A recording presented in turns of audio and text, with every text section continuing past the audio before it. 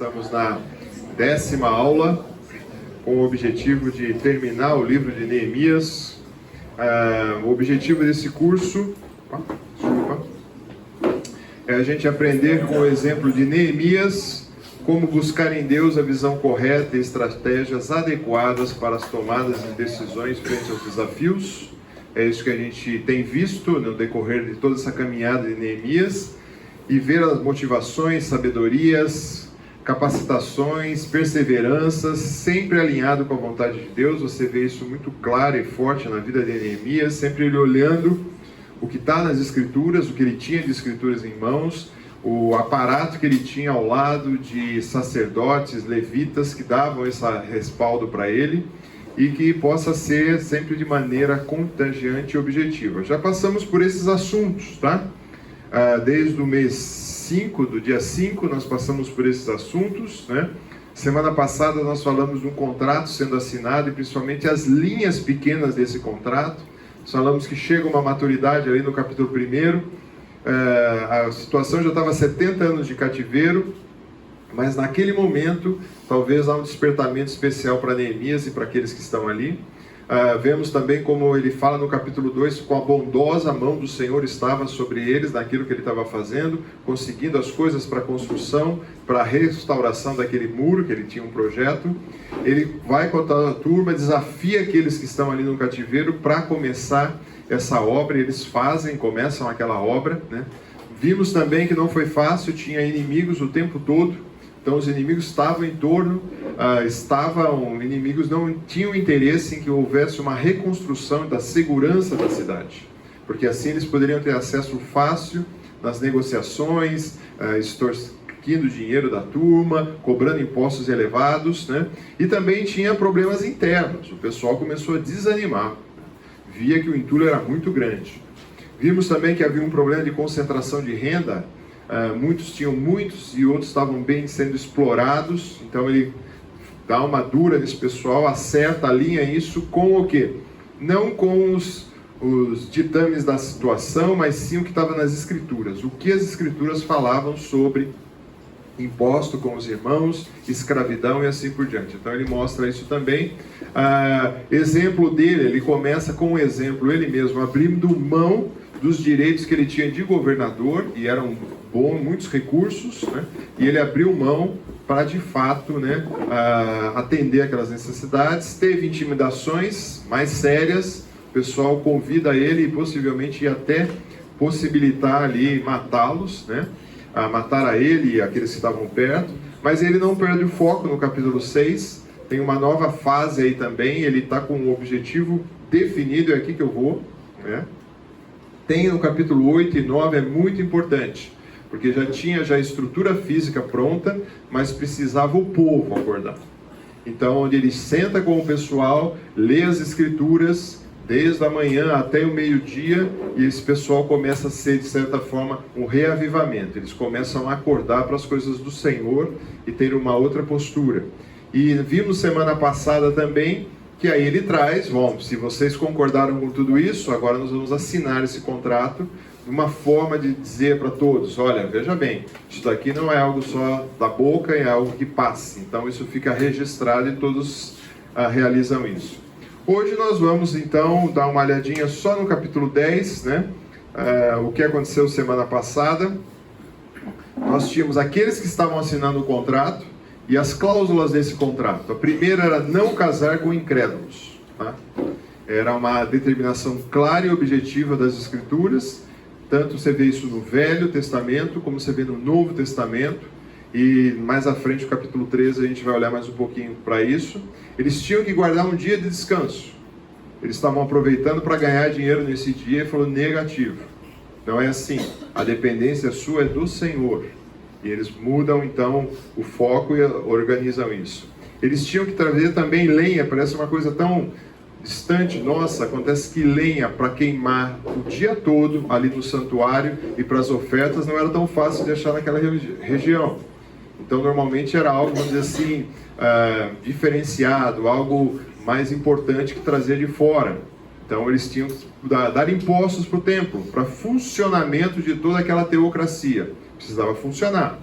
Os sacerdotes administravam essas ofertas, então tinham que ser pessoas confiáveis, senão eles iam desviar o dinheiro, né? E também eles doavam daquilo que entrava, ainda uma outra parte, o chamado de dízimo dos dízimos, como é citado aqui, para a manutenção daquele templo, tá? Hoje nós vamos tratar de um tema chamado Ilustres Desconhecidos, tá? Você vai ver uma lista de novo, você fala, nossa, o que tem nesse capítulo 11, né? Parece um monte de nome.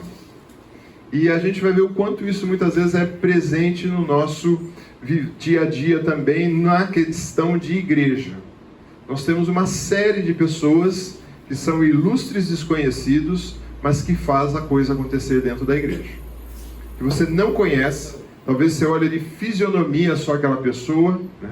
Você esbarra com ele em alguns cantos aqui da igreja, mas se não fosse o trabalho dessas pessoas, não aconteceria o que precisava acontecer, né? Então nós vamos falar, mas antes surgem umas cidades apresentadas aqui e algumas características, né? Há uma observação que eu quero destacar com vocês, que ele diz assim: isso não é de agora que é chamada de cidade santa Jerusalém.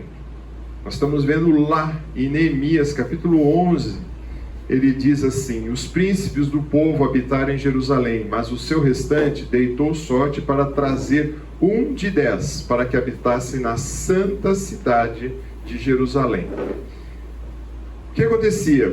Agora você tem, o muro está pronto, com as portas estabelecidas, você colocou porteiros para a entrada e saída de pessoas, controle, seria talvez os guardas de segurança quem mora em condomínios, tem sempre um porteiro ali, um guarda para entrar. Se ele colocou isso, ele colocou também o quê? Estabeleceu internamente um sistema religioso para as pessoas frequentarem ali as reuniões que eles tinham, que era o sacrifício de animais, a leitura das escrituras, tudo funcionando. Só que estava faltava gente. Por quê? Com a cidade totalmente destruída, totalmente vulnerável, as pessoas na época do cativeiro saíram de Jerusalém. Não era seguro habitar ali dentro. Eles habitaram na cidade ou em torno. Mas precisaria de população. Para que precisa de população uma cidade? Para gerar impostos, para gerar arrecadação, para gerar trabalho, para gerar consumo. Tendo consumo, tem produção e assim vai rodando a cidade, a vida da cidade. Então o que ele faz? Ele faz um sorteio, trazendo de cada 10 famílias, ele sorteia e uma vem morar em Jerusalém. Então você vê um modo diferente de, vamos dizer assim, hoje eu estava vendo essa semana, para quem tem interesse aí, o Canadá está aceitando pessoas para ser moradores lá. A pessoa precisa ter um inglês que converse, tá? E precisa ter um curso médio que seja compatível com o curso que tem lá. Para quê? Para ser cuidador de idosos e de crianças. E eles te dão um visto de permanência, que não tem possivelmente quem faça isso. É um modo de fazer o quê? Eu preciso trazer gente para cá. Outros países oferecem outros benefícios para determinados profissionais, né? Você vê isso todos os dias.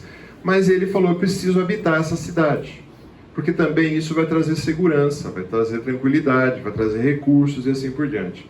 Então ele tem essa estratégia, né?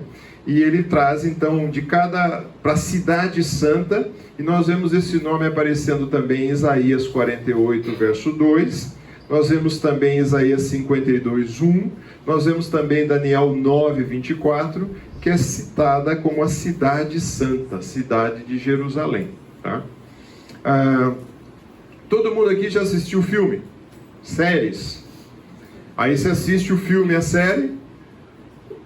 Quando termina a série, o que acontece? Está terminando a série, o que acontece? Aquele episódio ou aquele filme. Terminou o filme, o que acontece? Começa os créditos. O que você faz normalmente quando começa os créditos? Você desliga a televisão, sai do cinema, exceto se alguém já deu um spoiler para você e falou assim, não sai antes de acabar os créditos. Porque vai ter cenas do próximo filme, ou vai acontecer alguma piadinha ali, erros de gravação, aí você assiste. Isso é um modo que o pessoal criou de fazer o quê? Vamos ficar para sentar para assistir aquele monte de nome passando. Você lembra de algum nome que passa lá? Passa aquele cara que estava segurando o cabo da filmadora. Passa aquele camarada que talvez pregou um prego na parede. Normalmente, quando você pegar qualquer filme, né, você vai ver, você tem um filme aqui, esse filme aqui, por exemplo, ele tem 9 minutos de crédito. Eu acho que é quase maior que o filme, né? Mas tanta gente é citada. Agora, o que acontece? A gente normalmente pula essa parte. Neemias não pulou essa parte. E relatou ainda nas Escrituras, que coisa interessante, né? Por quê? Porque essas pessoas foram, de certa forma, muito importantes por todo aquele processo ali que estava acontecendo na reconstrução daquela cidade, no estabelecimento daquilo ali. Por isso que nós vamos chamar de ilustres desconhecidos. Talvez aí você lembre, eu não sou um cara que recorda nome de diretores, mas diretor sempre aparece no começo. Aparece quem no começo dos filmes? O nome do diretor, quem escreveu, os artistas principais. Ponto. Aquele policial que aparece uma vez só, aparece lá no finalzinho. Soldado 1, soldado 2, soldado 3, e assim vai, não tem nem nome, né? Mas vamos lá. Qual é o problema também desses ilustres desconhecidos que muitas vezes apresentam ou aparecem, mas qual é o problema que um líder tem que lidar muitas vezes? São dois perigos que muitas vezes um líder pode cair. O primeiro problema que um líder pode cair, são vários, tá? Só destaquei dois aqui que tem a ver com o nosso texto, tá? O primeiro é uma relutância em se posicionar, em reconhecer aquelas pessoas.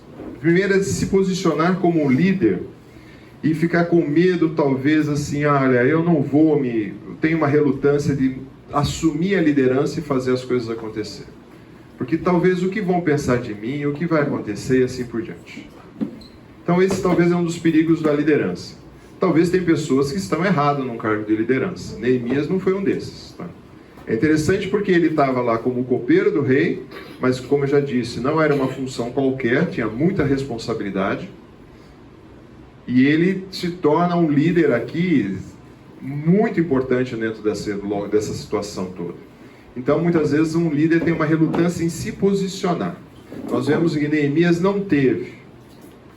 Um dos pontos mais importantes, quando eu vejo a coragem que ele teve, é quando eles pedem assim, saia daqui e vai se esconder, lá no capítulo 6, vai se esconder na casa ali do templo. Ele falou assim, por acaso eu sou homem de se esconder ali? Eu não vou me esconder. E outra também, se eu for lá na casa, no templo ali, eu vou estar desagradando o Senhor, não é para fazer isso. Então ele mostra, sou um cara corajoso. Há também um outro problema que pode ocorrer com os líderes, né? E eu quero só destacar um texto aí na questão de se posicionar. Muitas vezes a gente pula essa parte e há também o problema de nós dar crédito a quem merece. Então, muitas vezes a gente entende que as pessoas estão fazendo o trabalho e principalmente, aqui vocês vão ver a grande maioria do trabalho está sendo realizado por voluntários.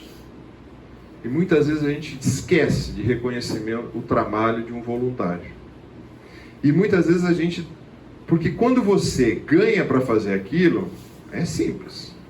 No mercado aí fora é fácil, né? Você faz, você recebe. Você não faz, você não recebe e até mandar embora. Dependendo da condição que você está. Então, quando você olha aqui, a questão de dar crédito para quem merece, nós vamos ver alguns trechos aqui das Escrituras. Primeiro deles, olhando ainda na questão de Neemias, evitar praticar as suas obras de justiça diante dos outros para ser visto por eles. Quando a gente pensa em liderança, se o líder está muito preocupado, o que as pessoas estão pensando de mim é um problema sério.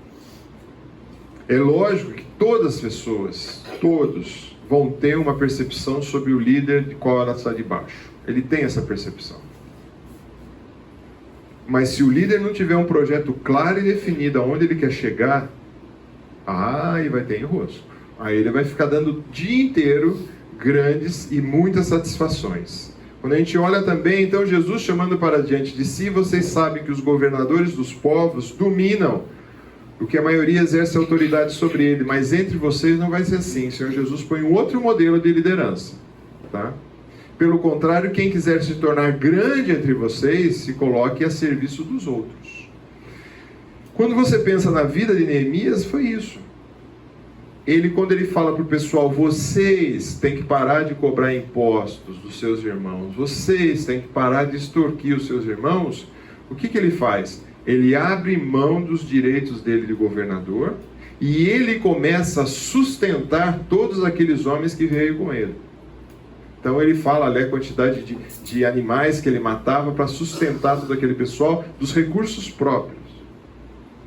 Então não adianta nada um líder falar que faz, para os outros fazerem, ele não faz, e também se coloca ao serviço. Quem quer ser o primeiro, o Senhor Jesus vai dizer, se torne o servo. E esse é o modelo do Senhor Jesus, ele se tornou servo. Então quando a gente olha, Neemias esboça um pouco dessa ideia, eu sou um servo aqui, é lógico que ele está com a responsabilidade da liderança, mas ele é um servo. E também quando o líder se torna aqui o pavão, né?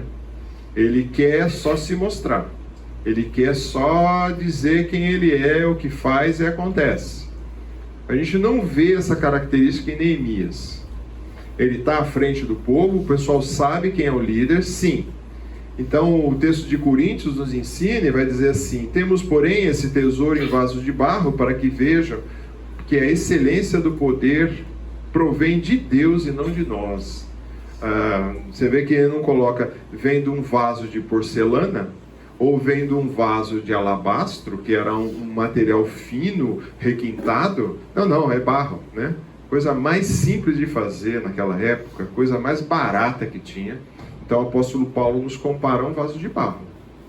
Vocês são um vaso de barro, mas por quê? O que tem que ressaltar? O que tem dentro, a parte interior. Então quando nós olhamos, pensamos em liderança, é nessa direção que nós temos que ir. E Neemias mostra isso para nós, né? Mas também tem algo muito importante, né? Quando eu falei da história dos créditos, né? Vai passando os nomes, né? E você nem sabe o que o cara faz ou deixou de fazer, mas nós temos que, com sabedoria, eu olhar para esse texto de Romanos que diz, pagai a todos que é devido. Aí ele começa com a questão de impostos, tributos, nós vamos falar disso já já. Respeito, mas a quem honra, honra. Então, eu não sei qual é seu relacionamento com pessoas que estão na sua liderança, mas será que você trata essas pessoas, de fato, com a honra devida? Com o respeito devido? Então, Neemias ensina isso, mostrando o que para nós? Mostrando um plano bem montado que ele apresenta, um plano bem equilibrado, que ele traz para nós, ensinando para a gente um pouquinho de como ele montou esse plano. Primeiro ele faz a construção do muro, segurança física, uma parte espiritual, quando ele vai ler lá o Torá, com aqueles sacerdotes vão ler diante do povo, né? Põe um funcionamento, põe trabalhadores para ser um local onde as pessoas olham e falam assim, está funcionando. E precisa dos consumidores, que é a população. Então ele tinha na cabeça dele um plano bem montado, bem estabelecido. Talvez você falar onde ele teve toda essa engenhosidade de montar esse plano. Talvez naqueles primeiros 4 meses que ele passou orando, eu acho que sim, mas eu acho que ele não tinha tudo isso na cabeça dele. Eu acho que muitas coisas foram no decorrer daquele ano que ele passou lá. Como nós vimos já no gráfico, ele passou um ano ali já. 52 dias para montar esses muros, né? E foi montado os muros. Aí a gente entra no capítulo 11, que ele fala, os príncipes do povo e habitantes de Jerusalém, e o seu restante deitou uma sorte. Ou seja, vamos então levantar quem vai voltar para a cidade, como eu disse para vocês, tá? Só que tem uma continuação que, além daqueles que foram sorteados, acontece isso no verso 2. O povo bendisse todos os homens que voluntariamente. Então teve um grupo que se voluntariou a voltar para Jerusalém. Falou assim, nós queremos voltar para Jerusalém. Então 1/10 foi, Mas ainda um grupo falou assim, não, nós queremos ir. Independente desse sorteio, nós entendemos que esse projeto vale a pena. Então, isso significa o seguinte: você está saindo talvez da cidade em torno, depois nós vamos mostrar um mapa. Você está saindo da cidade em torno de Jerusalém.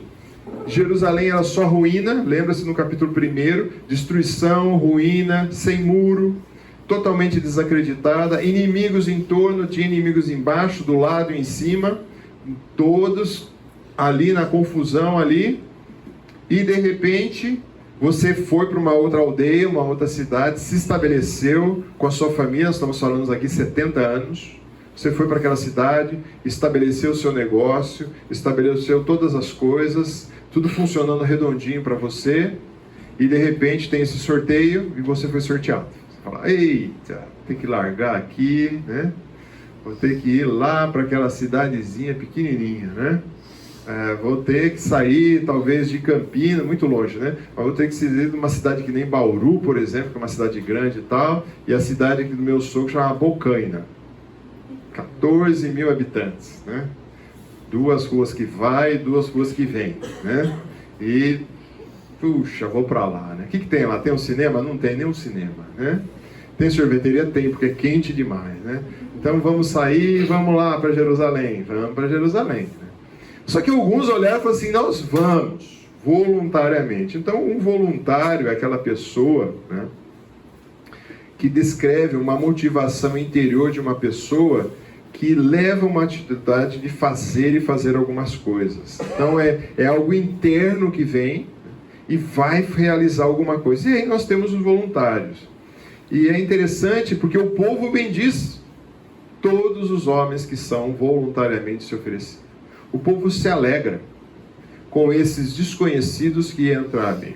Eu peguei um gráfico para mostrar um pouquinho da nossa realidade e aplicando isso na nossa comunidade aqui. Nós somos hoje 1.650 membros na Igreja Batista Fonte aqui em Campinas. Tá? Desses 1.650 membros, nós temos aqui 59% ou até 60% dos membros que servem pelo menos em um ministério. Mas nós temos 49%, eu ia escrever não serve e pega mal, né? Eu falei que ainda não. Porque se não serve, vai falar que o cara não presta. Não, não é isso, né? Que talvez não foi despertado para tal, né? Não foi despertado para tal. Por quê? Por vários motivos. Ainda não achou o seu local de serviço, ainda não sabe como servir, não sabe qual o caminho. Agora, se você olhar dentro de realidade de igrejas, é um excelente índice. Porque normalmente em igreja, 20%, quase 20% faz o serviço e 80% assiste. Agora, 60%, vamos arredondar, é bom o número? Responda. É bom o número? Agora, se foi no médico, né, consultou o médico, amanhã vai lá e ele chega para você assim, nossa, você está muito bem, mas o seu coração só funciona 60%. O que você acha? Hã? Não está muito legal, né? Porque o corpo de Cristo é o corpo. 40% não funcionando, o que vai acontecer com os outros 60%? Sobrecarrega. E aí? Tem gente fazendo coisa que você deveria fazer. Tem gente assumindo responsabilidades, e aí talvez você sentado, assistindo, fala assim, nossa, mas por que isso é tão mal feito assim? Porque não era a função dele. Quando a gente vê o relato que nós temos em Romanos capítulo 12, nós vemos em 1 Coríntios também 12, quando fala dos dons espirituais, Efésios 4, a gente vai ver aqui que tem uma lista de dons, de atividades que é designada para o servo de Deus fazer, e quando ele não faz, fica faltando. Ou fica faltando, ou alguém vai tampar aquele buraco por ser algo necessário. Ao tampar o buraco, não vai sair com tanta excelência, com certeza não. Então aí o que nos cabe fazer? como igreja, nos cabe capacitar vocês a fazer. A gente tem feito isso de vários caminhos. Primeiro, você é desafiado isso constantemente a servir. Volta e meia, todos os ministérios precisam de gente. Estacionamento precisa de gente, cantina precisa de gente, berçário precisa de gente. Todo mundo precisa de gente para trabalhar, voluntariamente. Né? Então, quando a gente pensa nessa lista de voluntários, né, a gente tem um bom número voluntário aqui na igreja, tem, graças a Deus. É muito bom. Mas tem espaço para mais gente servir, para mais gente trabalhar, mas para mais gente se envolver. Né?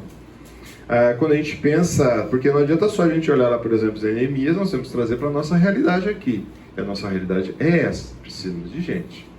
Agora, esses grupos de ilustres desconhecidos, eles são apresentados em 5 grupos, destacado aqui no capítulo 11.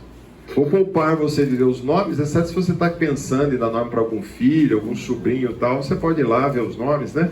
Mas está ali relatado. Mas o primeiro número é aqueles que voluntariamente vão para a cidade e vão mudar. E são 2 grupos aqui que são aparecidos no verso 4, que são os descendentes de Judá e os descendentes de Benjamim. São 2 grupos que resolvem falar assim, nós vamos para lá.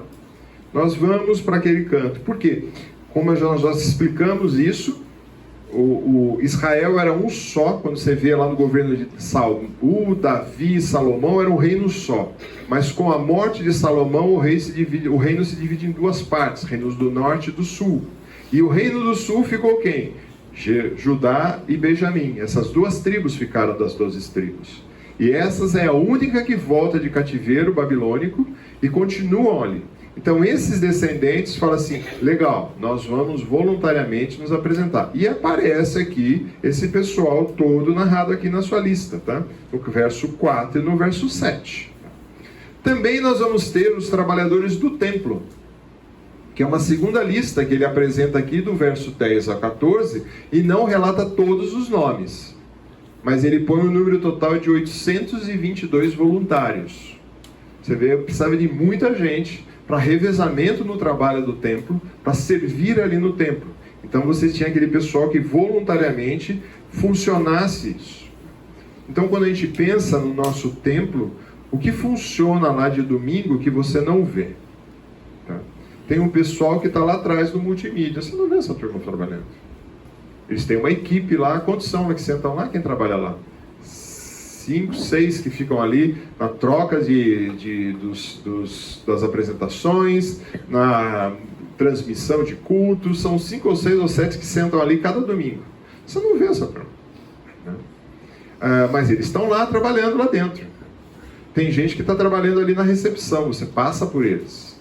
Tem gente que está trabalhando no Posso Ajudar, se caso aconteça alguma coisa lá dentro. Então você tem um batalhão de pessoas que funciona, né? Que o pessoal que trabalha no semiário, enquanto você está assistindo o culto, você não está vendo, eles estão lá dentro das salas de aula com os filhos pequenos, menores. Então você tem gente trabalhando no nossa realidade, como tinha na realidade deles. Não tinha multimídia, tá, gente? Né? Mas eles tinham que todos os aparatos do templo que precisa acontecer. Tá? Não dá para a gente discorrer, que esse é um outro assunto para falar um pouquinho do templo. E tem também o pessoal que trabalha fora do templo. Eles exerciam um cargo, não só dentro do templo, mas fora do templo. Os levitas, ele dá a lista do lado de fora da casa de Deus. Eram aqueles que estavam ali para, de certa forma, tratar assuntos civis do dia a dia. Era quase como se fossem os juízes. O pessoal vinha com uma certa demanda para eles. Olha, aquele carneirinho era do vizinho, mas veio para o meu pasto, comia minha grama lá, e eu peguei. Grama não, né? Mas porque grama ia ser difícil achar lá. Mas veio comer o que tinha que comer aqui, eu acabei matando o carneirinho e comi esse carneirinho do vizinho. E aí? O que tem que fazer? A lei falava o que tinha que fazer. Então esses levitas aqui ajudavam nesse julgamento do povo, era como se fossem os juízes da parte externa do templo. Não só o que acontecia, vamos dizer, nos dias da celebração, mas tinha aqui muitas demandas, né? Nós temos gente que trabalha fora do nosso templo aqui. Tá? Então, por exemplo, a pessoal que trabalha no estacionamento para mim, esse pessoal a gente tinha que agradecer eles muito. Tá frio, eles estão lá. Tá chovendo, eles estão lá. Tá aquele pó desgramado desse estacionamento, eles estão lá. E ainda vai escutar bobagem, né? Tem uns caras que falam bobagem. Teve uma vez um que quase atropelou um deles aí, né? É assim, porque é meu carro, eu tenho que pegar a melhor vaga, né? Não quero escolher o melhor sol possível aqui dentro, né? São voluntários. São voluntários. Ah, você fala, mas tem 2 contratados. Tem para manobrar o carro, esses são contratados. Mas a maioria, voluntário. Precisa de gente? Precisa. Esses dias eu vi a lista lá que estava precisando quase de 20, 30 para servir aí dentro. Porque precisa revezar. Porque quando está lá, ele perde a primeira parte das aulas, perde a primeira parte do culto. E já teve episódio já de, como eu disse, gente querendo atropelar o pessoal ali, né? Então eles têm que ter um seguro de vida alto também, né? Para evitar acidentes. Mas nós temos gente que trabalha fora do templo. Trabalha nas extremidades, estou dando um exemplo paralelo, mas eles aqui tinham um trabalho também de receber muitas vezes as ofertas. As ofertas que vão chegar, as ofertas que vão ser sacrificadas. Esse carneirinho não pode, tem que ser outro, assim por diante. E tinha também aqueles que coordenavam o louvor e a oração. Chefe que dirigia louvores e oração. Então ele dá uma lista também desse camarada. E infelizmente, em alguns meios, o louvor e oração é meio negligenciado. Alguns acham que louvor, antes de começar a mensagem, é só para esperar o povo chegar para o culto começar, né? Totalmente equivocada essa visão. Totalmente equivocada. A pessoa não tem uma visão correta do que é louvor. Se você quiser uma visão correta, assiste o curso que o Zébio e o Carmona estão dando sobre louvor e adoração. Nós temos uma visão correta e Deus se preocupa tanto com louvor e adoração que vocês vão ver logo, não nesse capítulo, no capítulo seguinte, o que eles fazem em louvor e adoração lá ali na cidade de Jerusalém. Então tinha esse homem destacado. Conta essa história que Moody, né, um grande pregador, um pregador americano, um evangelista do século XIX, um dos maiores, né? Foi um grande destaque porque ele tinha uma escola bíblica dominical. Por que existia escola bíblica dominical, gente? Você sabe? Sabe por que existia isso, não? Para ensinar a Bíblia? Cuidar das crianças de rua. Também criava das crianças de rua, mas qual que era o objetivo da escola bíblica dominical? As pessoas trabalhavam de segunda todos os dias. No domingo, tradicionalmente, iria para a igreja. Só que o pessoal não era alfabetizado. Então, por isso que chamava escola bíblica. Eles iam para essa escola aprender a ler e escrever utilizando as escrituras. Então, esse foi o princípio de começar o que a gente faz hoje no domingo de manhã, estudando a Bíblia. Você tem a escola aí correndo solta, dos mais diversos modelos. Mas naquela época não existia isso. Então, Moody chegou num local e ele juntava, às vezes, quase 1.500, 2.000 crianças.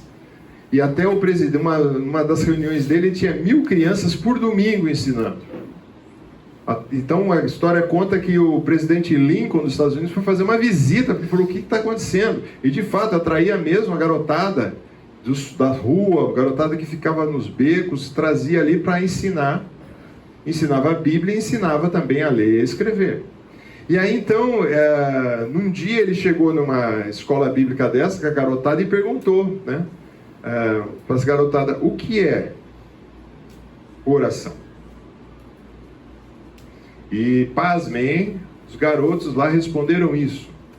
Oração é a apresentação de nossas petições a Deus, solicitando-lhes coisas que estejam de acordo com a sua vontade, em nome de Cristo, com a confissão de nossos pecados e agradecendo e reconhecendo suas misericórdias. Eu posso dizer que nós muitas vezes temos uma visão errada do que é oração. A gente tem a visão que oração é mudar a vontade de Deus para fazer a sua vontade. Então, você está passando por uma dificuldade, você ora para Deus tirar a dificuldade da sua vida. Uma doença, você ora para tirar a doença da sua vida, você ora para Deus te dar isso. E quando você olha essa descrição de uma criança, não é isso que é oração. E é isso que a gente viu já no capítulo 1 de Daniel. Desculpa, Daniel é o próximo slide aqui. De Neemias. Quando ele vai orar, a última coisa que ele coloca é o que? A petição. Ele coloca o coração dele, ele coloca o pecado do povo, ele coloca as escrituras e por último ele apresenta o quê? O pedido. Então, quando a gente pensa, esse livreto é um livreto antigo demais, chamado A Oração que Funciona, né? Livreto aí, nossa, mais velho que eu. Mas é um livreto que ele vai falar como orar. E muitas vezes, as nossas orações, elas são totalmente equivocadas. Porque elas não estão alinhadas com aquilo que Deus quer. Você não ora para mudar a vontade de Deus, você ora para mudar a sua vontade e os seus desejos. Para estar alinhado com o Senhor. Por isso você precisa conhecer o que o Senhor quer. Um exemplo muito claro disso é quando a gente pensa na vida de Daniel. Em Daniel capítulo 6, assim, quando Daniel soube do documento, tinha sido assinado. Que documento era esse?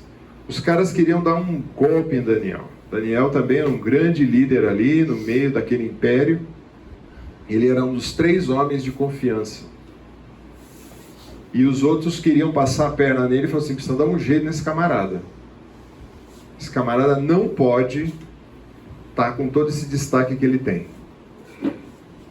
Então, como que nós vamos falar? Qualquer pessoa, rei, vamos fazer um decreto, que qualquer pessoa que adorar outro Deus que não seja o rei, será jogada na cova dos leões. Aí o rei se encheu todo e falou, poxa, que legal, assino. Aí o que eles fizeram? Eles sabiam dessa prática de Daniel. Quando Daniel soube que o documento tinha assinado, que documento? Esse documento que o rei fez. Voltou para casa. Em seu quarto, no andar de cima, as janelas abriram para o lado de Jerusalém. Lembra que nós falamos da cidade santa? O judeu tinha isso como uma referência de olhar para Jerusalém e falar assim, ali é o local onde tem o templo. Porque o templo, na visão de um judeu, infelizmente na visão de alguns evangélicos também, o templo é o local onde Deus se manifesta. E era verdade, Deus se manifestava ali, a glória do Senhor vinha ali, quando vem no tabernáculo, depois vem no templo, no primeiro templo, mas nesse templo já não estava mais essas coisas. E muitos dos judeus ainda têm essa visão equivocada, mas no Novo Testamento mudou. Quem é o templo do Espírito Santo? O apóstolo Paulo fala isso claramente, nós somos o templo do Espírito Santo. Então você não precisa falar assim, eu vou para a casa de Deus, a gente usa essa expressão, né? Ou eu vou ver Deus, né? Quando eu era pequeno, no contexto católico, minha mãe falava, põe uma melhor roupa porque você vai ver Deus agora, né? Aí eu ia para a igreja católica, chegava lá, pensava em tudo menos o que estava acontecendo ali, né? Então você punha aquela melhor roupinha, todo mundo punha a roupinha boa para ver Deus. Nunca toda a história de igreja católica falaram que não é ali que Deus habita. Tanto é que quando o pessoal entrava, tirava chapéu, com reverência e tal. Por quê? Porque Deus está ali. Não. Deus mora, como diz o Novo Testamento. Mas Daniel vai, abre para Jerusalém, olha para Jerusalém, 3 vezes por dia se punha de joelho. É interessante que teve uma amiga nossa aqui, ela fazia um mestrado dela aqui na Unicamp, e Deus colocava no caminho dela muçulmanos. E o muçulmano chegou para ela e falou assim, você se diz que a Carolzinha, você se diz que é uma evangélica muito séria, né? Comprometida com o seu Deus, quantas vezes você ora por dia? Aí ela parou, porque ele falou assim, eu sou um muçulmano sério, eu oro, acho que é 5 vezes muçulmano, ou seja, 5 vezes por dia. Ela parou assim, e ela é nova na fé, ela falou assim, você ora bastante, mas a Bíblia diz que eu tenho que orar sem cessar, então eu oro o dia inteiro, mais que você. O cara ficou meio assim com essa resposta, né? Mas essa é a prática do cristão. Você entrou no seu carro, você pode conversar com Deus. Você está caminhando, você pode conversar com Deus. Você vai no seu momento silencioso, você vai conversar com Deus. Então ela deu essa resposta. Depois ela foi fazer o intercâmbio. E quando ela foi fazer o intercâmbio, acho que na Austrália, né? Chegou lá, qual que eram os companheiros que ela tinha ali cruzado? Muçulmano de novo. Ela falou, acho que eu tenho um projeto com muçulmano, né? Mas ele 3 vezes por dia se punha de joelho, em referência, então temos que orar de joelho? Não, você pode orar do jeito que você quiser. Joelho, deitado, andando, caminhando, sentado, né? Deitado, né? Orava, dava graças diante de Deus, como era de costume. Aí nós vamos ver os elementos que compõem essa oração, logo depois do intervalo, e que a gente pode apresentar e aprender um pouquinho sobre oração. Vamos no intervalo. Olhando um pouquinho esse exemplo de Daniel e comparando também com o exemplo de Neemias, a gente pode compor alguns elementos que devem incluir ou deve ter a nossa oração. Segue a lista de presença aqui para você. Primeiro, fé. Na confiança de que o Senhor tem o melhor para as nossas vidas, independente das situações ou circunstâncias. Quando a gente lembra de Neemias e quando a gente lembra de Daniel também, tá? Quando Daniel é o começo, vamos dizer assim, é quando o povo está indo para o cativeiro babilônico. E Neemias, a turma está voltando do cativeiro babilônico. Tá? A gente olha uma confiança, não olhando as situações, né? Porque as circunstâncias elas mudam. As circunstâncias são difíceis. As circunstâncias são desafiadoras, mas a nossa confiança é em quem? É no nosso Deus. Outro elemento que tem que ter dentro da sua oração é uma adoração de reconhecimento à glória do Senhor. Então a gente tem que reconhecer de fato que Ele é digno de todo louvor, né? De toda glória, de toda honra. Então a sua oração tem que ser composta com isso também. Quem é o Senhor? A nossa oração também tem que ter uma questão de humildade. Quando o coração é submisso a Deus, então a gente olha esse exemplo aqui de Neemias, de Daniel, de joelhos, mas muitas vezes você pode até estar de joelho com o rosto em terra e o seu coração ser um coração extremamente soberbo. Não resolve nada. Então a oração é uma oração, nossa oração tem que ter um coração submisso à vontade de Deus, né? Entendendo que Ele é o Senhor, né? Ele é o melhor, que tem o melhor para nós. Quando a gente lembra do exemplo em Lucas, quando tinha aqueles 2 personagens orando e o Senhor Jesus olhando, e ao olhar o Senhor Jesus vê claramente o que? Um sobe e fala, ó Senhor, se exalta, e o outro está lá embaixo humilhado, e Jesus fala, esse sim, desceu justificado. Tá? A oração também inclui e deve ter também uma petição, ou seja, nós precisamos pedir as coisas para Deus, entendendo que Ele é aquele que dá todas as coisas, Ele é o Senhor, mas a petição tem que estar estabilizada e calcada no que? Segundo a vontade dEle, não segundo o que eu quero. É lógico que também o texto de Romanos vai dizer que nós não sabemos como orar, e o gemido do Espírito Santo faz em favor de nós também nas nossas orações. Então a gente precisa colocar petições. Nós também precisamos louvar a Deus, agradecer a Deus, não só pelas coisas grandiosas que Ele nos dá, mas muitas vezes as coisas miúdas, pequenas, que a gente às vezes esquece de reconhecer o Senhor. A gente precisa dar graça em todos os tempos e louvor, ações de graças tem que estar na nossa oração. E também tem que ter dedicação ou constância. Daniel ia 3 vezes, mas todos os dias, né? E você pode orar o dia todo, de qualquer local, em qualquer formato, né? Então, eu oro sim, eu oro só uma vez por domingo, quando pede aqui no culto para orar, eu oro. Gente, não. Oração precisa constância. Por quê? Uma oração mostra a nossa intimidade com o Pai. Então, acho que esses elementos ajudam, e é algo que muitas vezes a gente despreza nas orações, né? E a gente olha a Neemias durante sua trajetória, eu só listei alguns. Neemias 1:4, ele ora. Neemias 1:11, ele ora. 2:4, ele ora. 4:4 ele ora, 4:9 ele ora, 5:13 ele ora, 5:19 ele ora, 6:9 ele ora, 8:6 ele ora, 9:5 ele ora. Até o final do capítulo ele está orando. Então você vê muitos exemplos de Neemias em oração. Então eu falei de Daniel, que estava sendo levado para cativeiro, e estou falando de Neemias, que voltou do cativeiro. Então, esses elementos devem compor, e compunha a oração desses servos, tem que compor a nossa oração também. Talvez você vai usar o argumento que os discípulos tiveram com Jesus. Qual foi o argumento que os discípulos tiveram com Jesus? Senhor, ensina a orar que a gente não sabe como, né? Porque tem um monte de gente que sabe orar e a gente não sabe. E talvez você possa ser sincero e chegar para o Senhor: Senhor, eu não sei orar, me ensina. Então, você pula lá para o que o Senhor Jesus ensinou a gente a orar? O Pai Nosso. Mas orar naquela repetição, não. No conteúdo que tem aquela repetição. Então ele falou: Pai Nosso que está no céu. Você vê um modelo de oração ali que o Senhor Jesus coloca, que é o Pai Nosso, não é para ser repetido que nem jogador de futebol faz antes de entrar no campo, né? Não é esse. Né? O Pai Nosso, ele tem ali, se você começa a explodir o Pai Nosso, você vai vendo todas as implicações que uma oração deve e precisa ter. Tá? Há um quinto grupo, os levitas que cantavam no templo.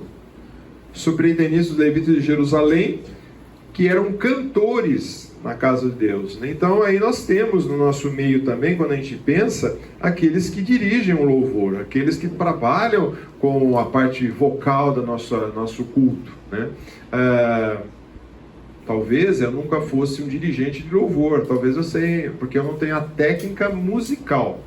O conteúdo eu acho que muitos de vocês aqui teriam. Cantei no coral uma vez, cantei, mas só para encher o espaço. Sabe quando canta para encher o espaço? Mas não vou, não. Outro dia a Rose falou para mim, a Rose falou assim: e aí, vamos entrar no coral? Eu falei assim: quando? Quando? Só se for da meia-noite às 6 da manhã. A gente cantou no coral. A Rose tem uma voz muito boa, a Rose tem uma voz bem melhor que a minha. Mas nós já cantamos, já fizemos. O Vladimir também já cantou no coral, você acredita? O Vladimir e a Renata, foi a única vez que ele cantou no coral. Viu? Foi a única vez que o Vladimir cantou no coral, por quê? Ele estava paquerando a Renata. Ele conta isso. Foi a única vez que ele entrou, só para paquerar a Renata. Quando começou a namorar, ó, a Renata tem uma voz muito boa. Mas voltamos lá. Então aí você teve só os ilustres desconhecidos, né? Mas subir lá na frente, conduzir a igreja, ou conduzir o povo a louvar, é uma coisa importante. Então você vê isso aqui estabelecido, né? Então esses personagens, que personagens desconhecidos que você conhece na Escritura? Você já ouviu falar desse? Jabes, tá? Quem lê lá 1 Crônicas 4:10? Existe esse livro na Bíblia, viu, gente? Vou pegar alguns personagens desconhecidos aqui pra gente... Às vezes isso daí dá até uma série de estudos sobre esses homens. Uma vez nós fizemos, numa das reuniões nossas do Prossigo, a gente fez personagens desconhecidos, né? Todo mundo quer falar de Paulo, Pedro, João, né? Vamos falar daqueles desconhecidos, né? Jabes, 1 Crônicas 4:10, quem lê? Jabes clamou ao Deus de Israel: abençoa-me e aumenta as minhas terras, que a tua mão esteja comigo, guardando-me de males e livrando-me de dores. Deus atendeu ao seu pedido. Isso, então aí é um personagem que orou ao Senhor, usando alguns elementos desses que nós comentamos aqui, e Deus atendeu o pedido dele. Um outro personagem que passa desapercebido, né? Gênesis 15, de 1 a 2, um servo de Abraão, o que diz? Depois dessas coisas, a palavra do Senhor veio a Abraão, em uma visão.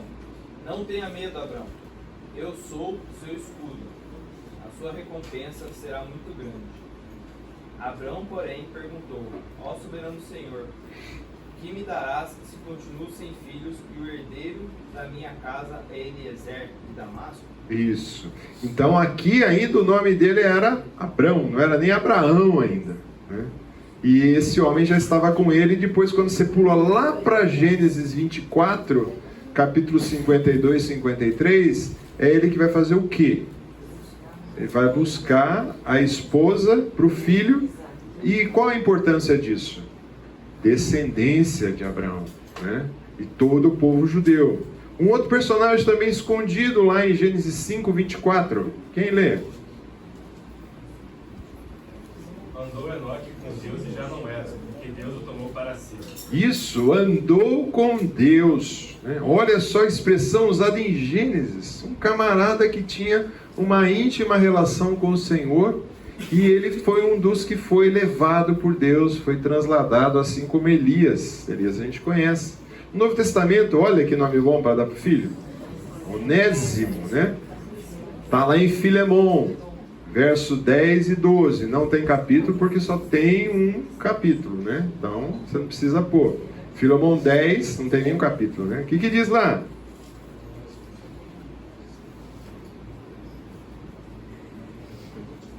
É difícil até de achar, né? Está escondido, né? Show? Pode ler. Suplico em favor do meu filho Onésimo, que gerei enquanto estava preso. Antes ele era inútil para você, mas agora é útil, tanto para você quanto para mim. Eu o envio de volta a você como se fosse o meu próprio coração. Tá bom. Veja bem. Ele era o quê? Inútil. Mas agora ele é útil. Né? Então, esses são alguns personagens. Que personagem mais você lembra aí? Que vem à sua cabeça? Tem algum personagem aí? Desconhecido que vem à sua cabeça? Rispa. Hã? Rispa. Rispa. Quem que foi Rispa? Vamos lá. Quem que ela era? Concubina de Saul. Concubina de Saul. Quem mais tem nessa história? Tem muitos personagens escondidos aí que você pode ler e atentar sobre eles, que possivelmente passe naquelas letrinhas miúdas, né? Que você vai ver. Muito bem. Vamos continuar agora com um outro tópico dentro do capítulo 11, tá? O modelo de gestão de Neemias. Aí entra uma pergunta para vocês. Você acha que nós temos que ser... Essa turma daqui acha, tá? E essa turma não acha. Eu quero elementos agora. Obediência total às autoridades. E obediência parcial. Aquela turma do fundão não acha nada, tá? É a turma do centro. A turma do centrão. Então você entende que é parcial só. Me dê elementos e base bíblica. Me dê elementos e base bíblica. Aqui você tem alguns 3 minutos para fazer isso. Oi. Está se referindo à obediência ou à submissão? Obediência. Obediência. Obediência. Devo obedecer os meus governantes. Base bíblica para um lado, base bíblica para o outro. Você deu um exemplo hoje de Daniel. Calma, já você vai. Já você vai expor sua ideia. Já você vai expor sua ideia. Eu quero a sua ideia em 2 minutos agora. Você tem só 2 minutos para achar. Olha lá o que você vai falar aqui, ó, tá gravado, seu filho vai escutar em casa, já viu, hein? Aí vai dar um rolo, hein?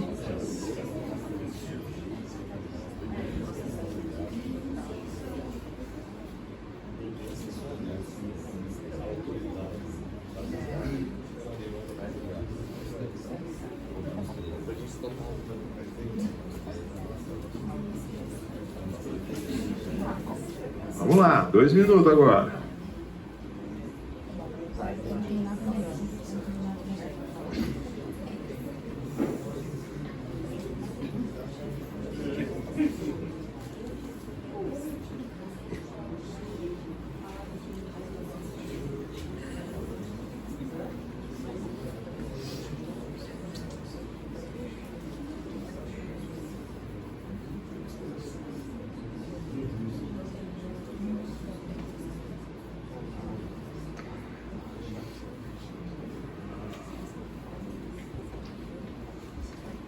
Um minuto.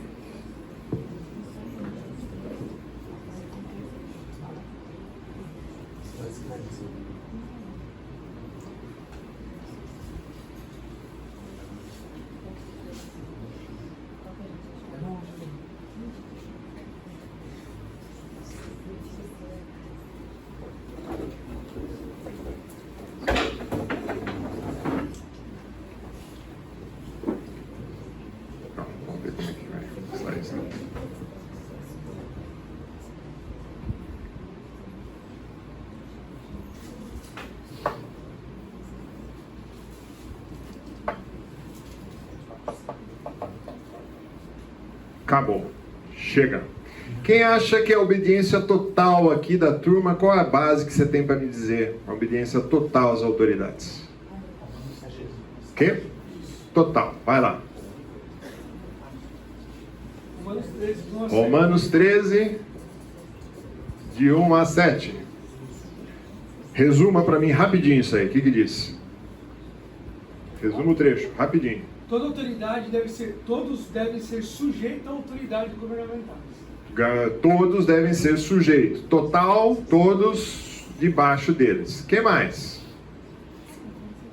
Só esse texto de Romanos? Tito o quê? 3:1. O que diz? Lembre-lhes que se sujeitem aos que governam, às autoridades, sejam obedientes e estejam prontos para toda boa obra. Opa, seja obediente. Muito bem. Que mais? Não, mas falou obediente a toda boa obra. Opa! Não, estejam prontos para toda boa obra. Prontos para toda boa obra, não para obedecer toda boa obra. Vai lá. Eu dei a resposta. Vai. Tem mais coisa aqui? Ou seja, o lado de cá então vai matar. O que diz aqui no parcial? Atos 4. O que diz em Atos 4? Todavia, para que isso não se divulgue ainda mais neste povo, vamos intimidá-los, exigindo que ninguém mais fale sobre este nome. Então, convocando novamente, ordenaram-lhes que não falassem, tampouco ensinassem o nome de Jesus.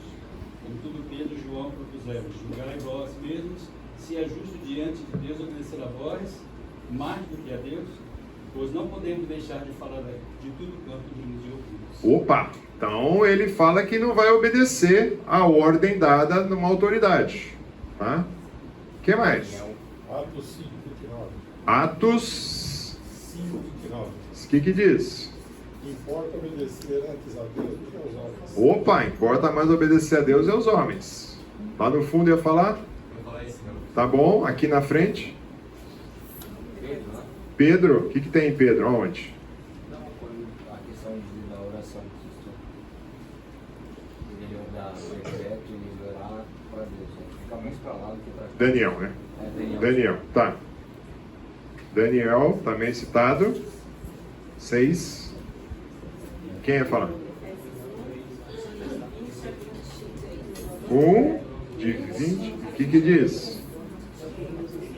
Deus exerceu os poderes de Cristo, ressuscitando aqui os mortos, sentando à nossa direita, nas regiões celestiais, muito acima de todo governo e autoridade, poder e domínio de todo nome que se possa invocar, não apenas essa era, mas a que há de vir.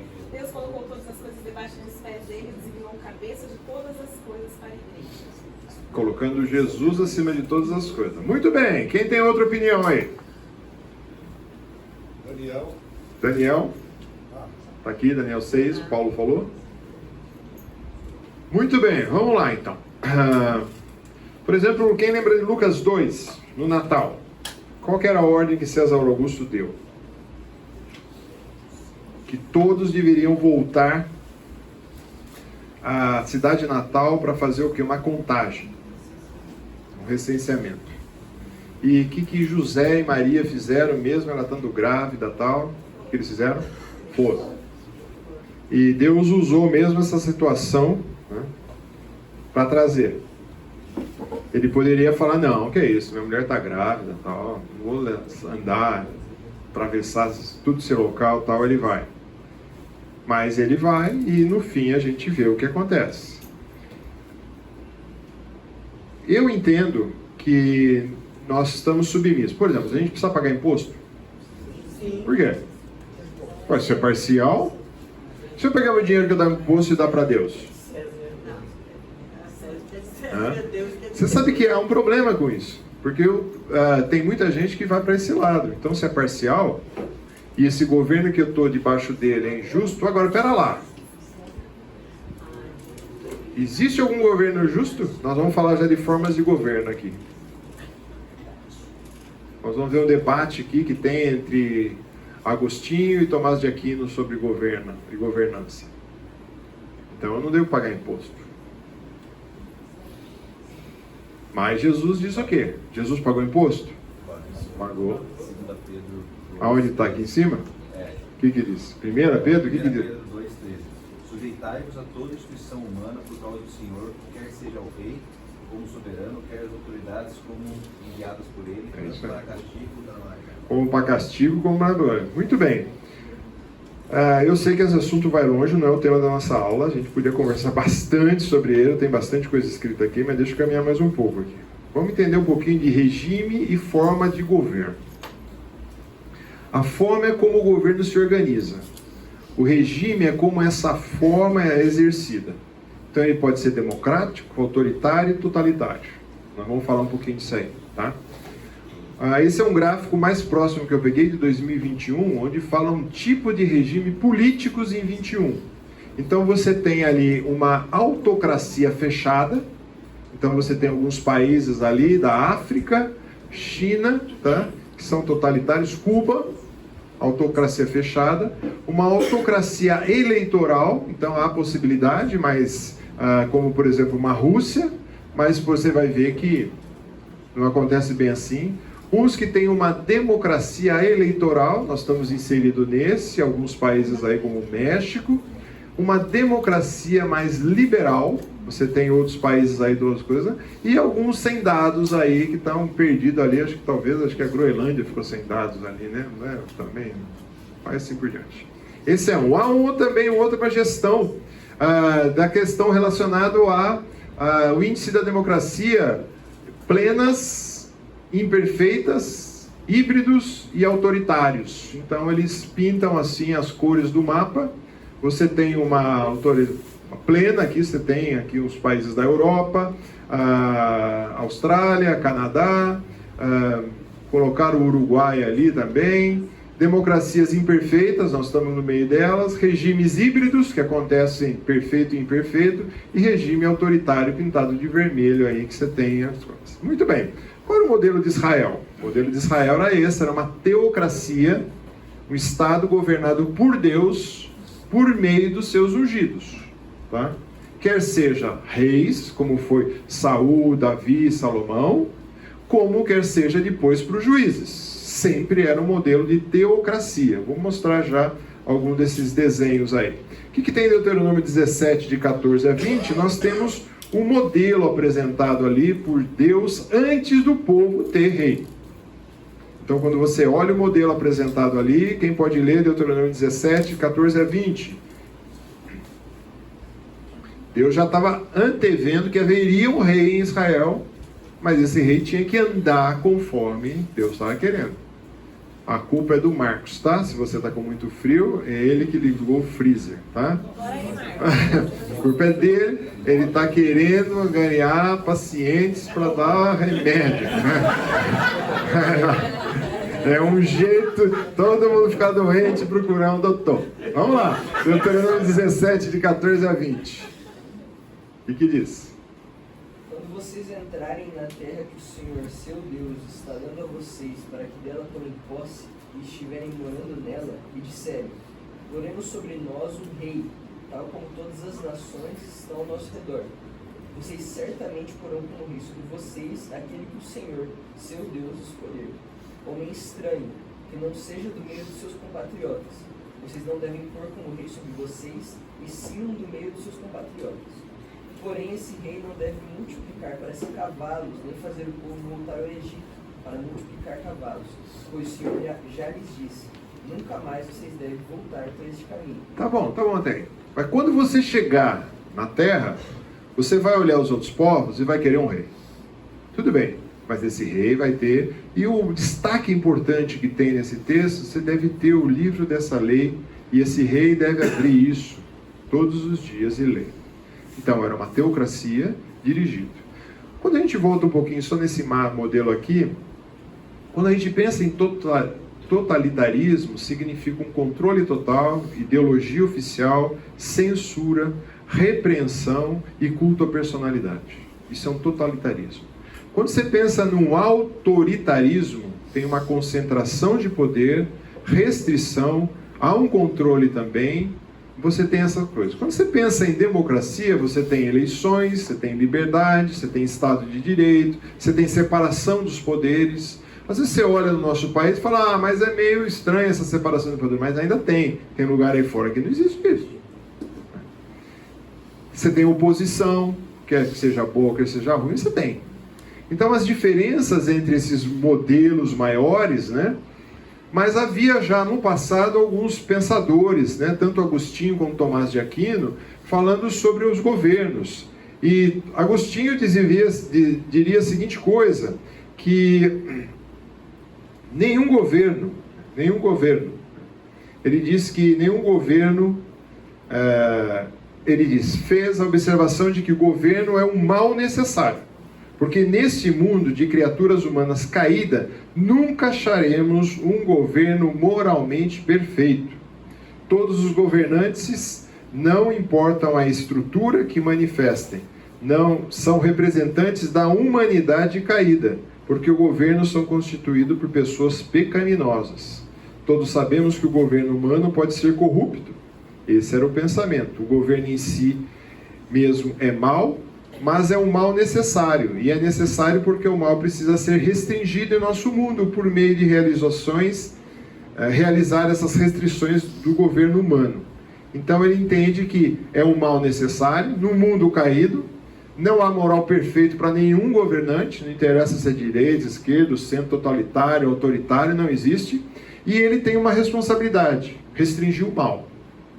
Através de quê? De leis, de regras, né? Então, alguns filósofos, não vão entrar nisso aí, tinham a ideia de não restringir o mal. Imagina como ia ser. Você pode atropelar, matar alguém, você pode roubar o bem de outro e tudo bem, não vai acontecer. Já Aquino tem uma outra visão, que ele discorda de Agostinho em alguns pontos, no papel que o governador deve administrar o trabalho que alguém... Ele diz, concorda que o propósito primário do governo era restringir o mal, tanto para um como para outro, mas ele entende que o primeiro dever de um governo é proteger as pessoas do mal, assim preservando a vida, mantendo a vida e restringir o mal. Então, se você pegar juntar os dois, dá uma ideia legal, né? A ideia de o governo instituído, é lógico, quem elege o governo, no nosso caso, aqui olhando o nosso país, são pessoas, quem? Pecadores ou não, mas são pessoas que têm, às vezes, um viés equivocado ou correto, mas você elege. E aí você escolhe. Aí, ao escolher, essas pessoas vão governar. Então, aí a gente vê os governos como eles saem. Ou sai para um lado, ou sai para o outro, né? Mas o que acontece? A responsabilidade, Aquino ainda vai dizer, o governo humano tem a responsabilidade de proteger a propriedade humana de roubos, destruição, regular acordos, suceder contratos, garantia, proteger pessoas da injustiça. Você tem países que é uma teocracia hoje. Que país é uma teocracia hoje? Qual? Irã é uma teocracia. O Vaticano é uma teocracia. O Sudão é uma teocracia. O Afeganistão, o Iêmen, a Arábia Saudita são teocracia. Não precisa falar muito, né? Mas você tem aí alguns modelos que eu apresentei, mas o que Neemias faz é uma administração laica. Interessante, né? Estado laico, no sentido estrito, apresenta duas características: separação administrativa entre Estado e Igreja, e a liberdade e proteção de crenças. Isso é a definição que você tem aí, em qualquer dicionário você pega. Então, o que Neemias faz, de certa forma? Ele vai para esse tipo de administração. Tanto é que ele faz uma separação, de certa forma, política e da religião aqui. Ele coloca onde os sacerdotes vão estar, o que eles vão fazer. Ele divide as tarefas, tá? Ele protege, ou seja, o objetivo dele era um projeto que ele tinha de implementar, né? E a ideia também é envolver as pessoas. Então ele faz esse modelo bem diferenciado e avançado, né, para a realidade dele, né, quando ele usa esse tipo de administração. Nós temos a casa de Deus para cuidar, legal.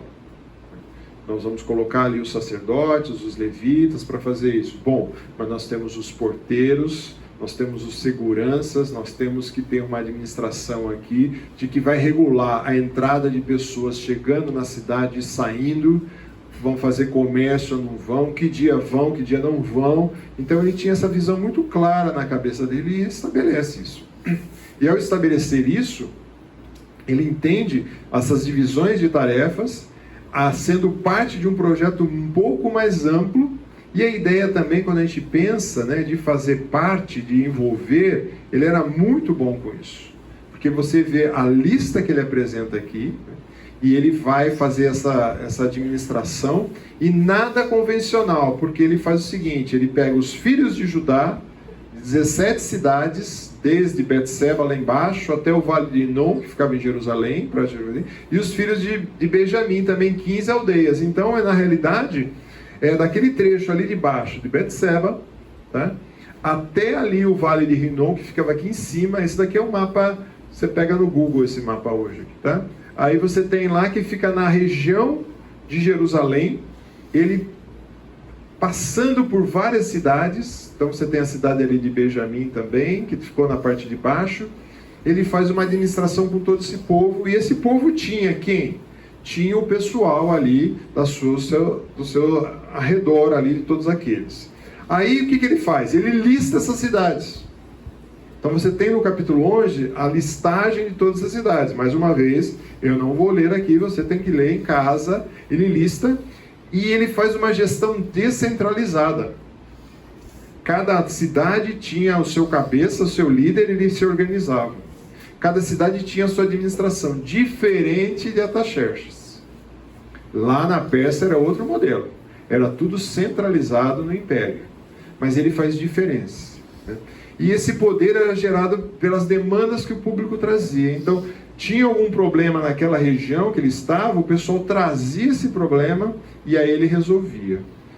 Já visto o que aconteceu lá naquele capítulo, onde o povo chega para ele, no capítulo 5, e fala assim: nós estamos passando fome, nós já vendemos tudo que tinha, vendemos os filhos e agora estamos nos vendendo. O que vai acontecer?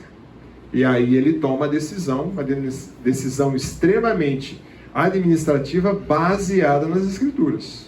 Vocês param de cobrar imposto, vocês devolvem isso, vocês fazem isso e tal. Então, vinha as necessidades e aí ele solucionava, né? Então, para a época, e os historiadores e o pessoal vai falando, é muito interessante você notar esse modelo descentralizado, onde normalmente o pessoal queria o quê? Queria fazer o poder. Queria centralizar tudo isso e ter ele o poder. E ser o grande destaque. E ele faz um modelo bem diferente de gestão. A gente vê isso no capítulo 11. Tá? Nós vamos ver também os valores espirituais na base. Vão facilitar a responsabilidade e a obrigação de cada membro da comunidade. Então, o que ele tinha? Valores espirituais bem estabelecidos, tá? Obriga que esses membros da comunidade, além de buscar a glória de quem? Do Senhor. Então ele focalizava para isso. As pessoas tinham que buscar a glória de Deus, visavam o bem comum, como a gente já viu, e essa vida em comunidade, desejando o bem do outro, que também você quer esse bem. Então a gente tem um relato, de certa forma, no Novo Testamento, né? Quando a gente vê Efésios capítulo 2, de 1 a 11, vai dizer um pouquinho para nós o quê? Filipenses, o que diz? Ele vai dizer assim: portanto, se existe alguma exultação em Cristo, alguma consolação de amor, comunhão no Espírito, se há algum profundo afeto, sentimento e compaixão, completando a minha alegria, ele vai narrando. No 4, não tendo de vista somente o que é seu próprio de interesse, mas também o que é do outro. Neemias tinha essa visão clara. Ele tinha que buscar. E aqui nesse texto aqui de Filipenses, nós vemos um exemplo muito forte do Senhor Jesus falando que mesmo sendo Deus, não teve como usurpação ser igual a Deus, mas se esvaziando. Então Neemias olha isso e fala assim: valores espirituais tem que ser a base. Tem que ser a base.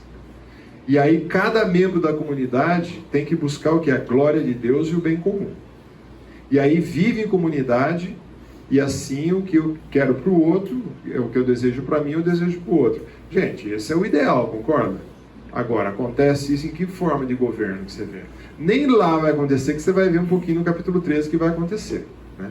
Por quê? Porque aí a gente tem que concordar lá com aqueles santos do passado lá e dizer que, de fato, todo governo tem a sua corrupção, todo ser humano é corrupto e no fim influencia. Tá? Dúvidas, perguntas e questões até agora? Não vou concluir que tenho 5 minutos para agilizar.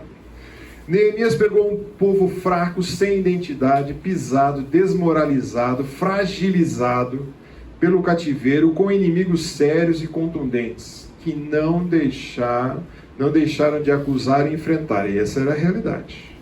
Ele poderia ter falado, não tem nada a ver com esse povo, vou embora. Estava tão bom lá em Suzã, estava no palácio do rei, tinha um vidão lá. Mas ele estava ali no meio do povo.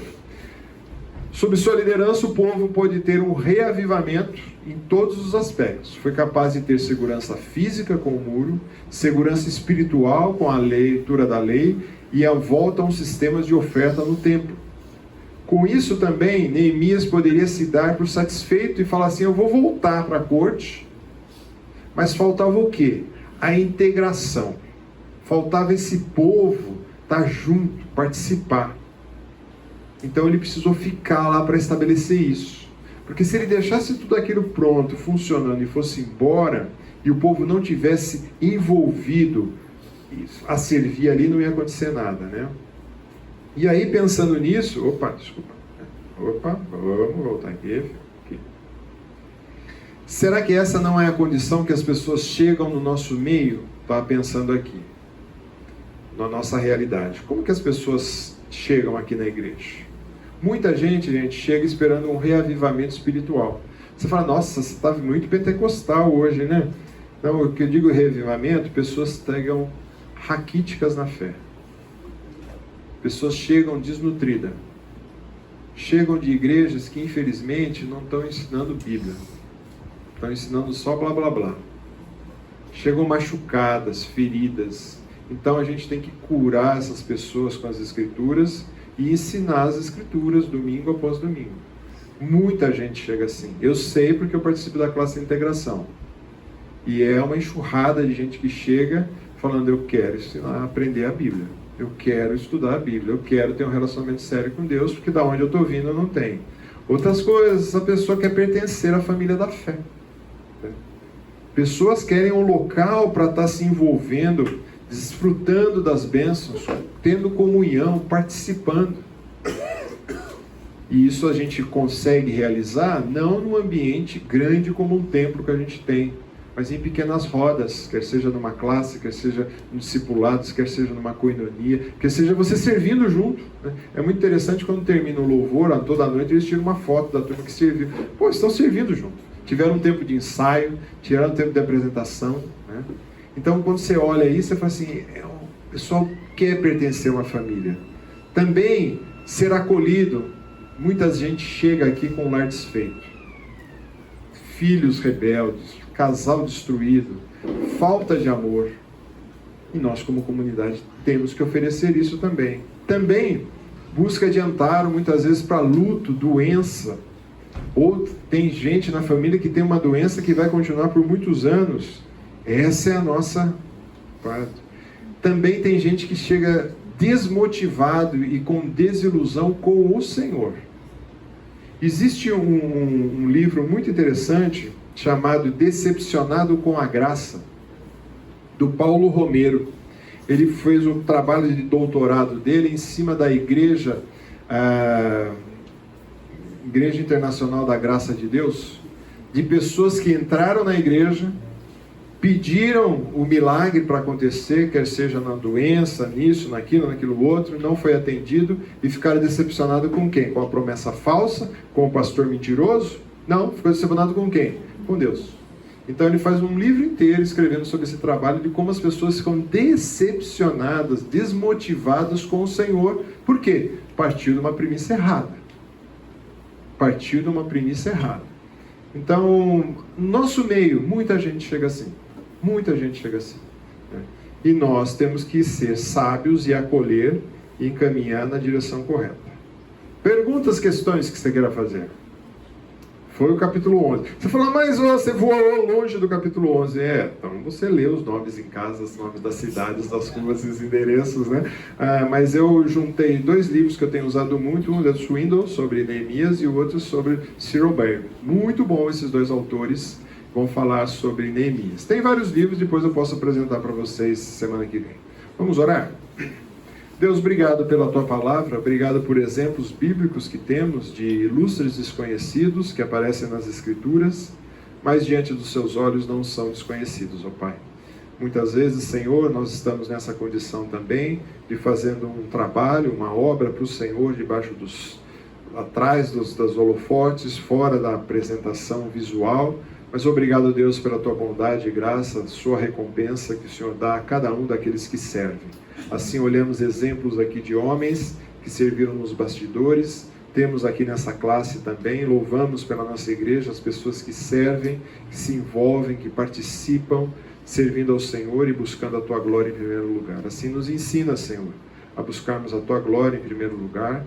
Nos ensina, Senhor, a como levarmos uma vida diante de governantes que não te conhecem, chefes, líderes de trabalho, diretores de empresa, fornecedores, clientes que não te conhecem. Nos ensina tudo isso, ó Pai, a sermos um testemunho vivo da fé que habita em nós. Assim nós te louvamos, agradecemos pelos exemplos que temos na tua palavra, possamos levar uma vida baseada nisso. Em Cristo Jesus que nós oramos. Amém.